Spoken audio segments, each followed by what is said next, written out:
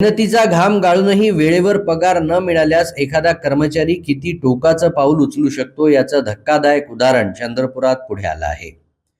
पत्नीच्या बाळंतपणासाठी खर्च म्हणून आवश्यक असलेली 18,000 रुपयांची थकत वेतनाची रक्कम न मिळाल्यानं संतप्त झालेल्या एका ट्रक चालकानं आपल्या साथीदाराच्या मदतीनं मालकाचा सिलेंडर भरलेला ट्रकच पळवून नेला.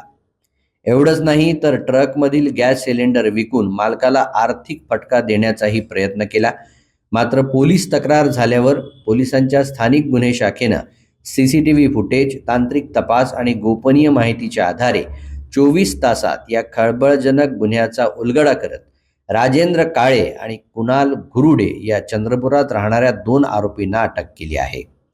चोरीला गेलेले 342 गॅस सिलेंडर, विक्रीतून मिळालेली लाखो रुपयांची रोकड आणि ट्रक जप्त करण्यात आला असून या प्रकरणातील सिलेंडर विकत घेणाऱ्या गडचिरोली जिल्ह्यातील मुलचेरा येथील मोहित पोद्दार नामक आणखी एका फरार आरोपीचा शोध सुरू आहे.